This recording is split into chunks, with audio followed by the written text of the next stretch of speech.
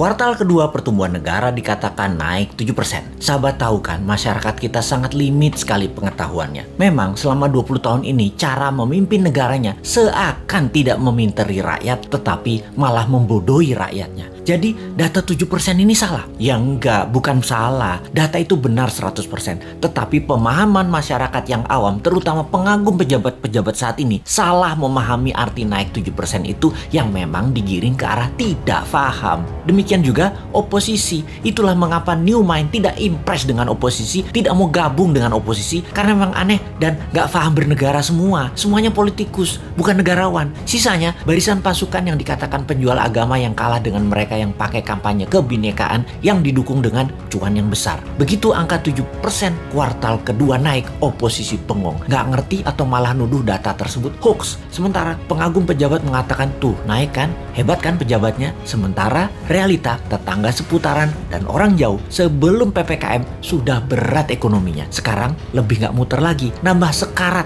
butuh oksigen. Kok gak ada yang naik? Begini melihatnya. Biar makin paham bahwa New Mind mencoba memberikan pemahaman cara cerdas bernegara. Naik 7% itu year on year. Paham? Nggak peduli. Kini kita ilustrasikan. Tahun lalu minusnya 1,9%.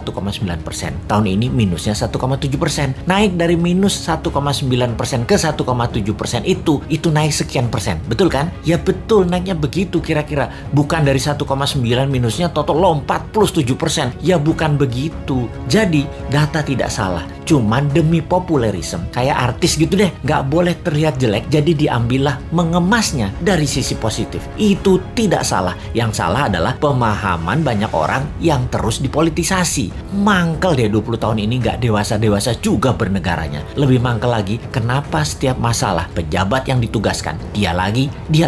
Ini menunjukkan apa? Tidak ada yang mampu, atau dia tidak paham mengelola, atau manajerialnya lemah, atau dia memiliki gaya kepemimpinan yang lain, yaitu gaya kepemimpinan yang menugaskan anak buah, dan kalau anak buah salah, anak buahnya yang disalahin karena ketidakmampuan tersebut. Posisinya kayak menang, kayak raja. Kalau kayak gini ini bukan leader yang baik. Kalau di perusahaan ya, seorang direktur memanggil 5 manajer di bawahnya dan menugaskan masing-masing departemen harus untung, harus membuat profit. Bayangin, buat profit itu kalau di perusahaan. Kalau menteri mah nggak buat profit, hanya menyelesaikan masalah non cash. Harusnya gampang ya. Lalu manajer tadi tidak ada yang menghasilkan profit. Direksi tadi marah-marah. Kenapa? Target tidak tercapai. Manajer balik lagi kerja, nambah runyam, bukan nggak profit malah rugi. Direksinya nambah marah-marah. Ketika laporan ke pemegang saham, direksi mengungkapkan kinerja manajernya. Entah bagaimana, mungkin karena shareholdernya bukan orang pintar juga, mereka banyak yang setuju memang manajernya yang nggak bisa kerja, setuju dengan direksi. Di sisi shareholder, ada shareholder yang minoritas yang mengatakan bukan, itu direkturnya yang tidak bisa mengajarkan manajernya, tidak directed leader,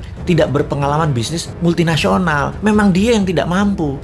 Malah ribut sesama pemegang saham dan berusaha membeli saham milik minoritas dengan harga murah. Lalu diusahakan yang beli adalah investor asing, dan yang minat adalah investor dari Tiongkok yang memang mitra dagang perusahaan tadi. Sudahlah, itu hanya ilustrasi, capek kita balik ke pokok awal tadi. Lalu sektor mana yang naik? Sektor yang dipegang oligarki, yang memang hanya 3% mereka itu, tapi mengendalikan 70% ekonomi. Wis, ngerti ya ilustrasinya ya? Sudah, sana berantem lagi. New Mind mah nonton aja, abis kita dianggap wong bodoh, padahal bodoh beneran.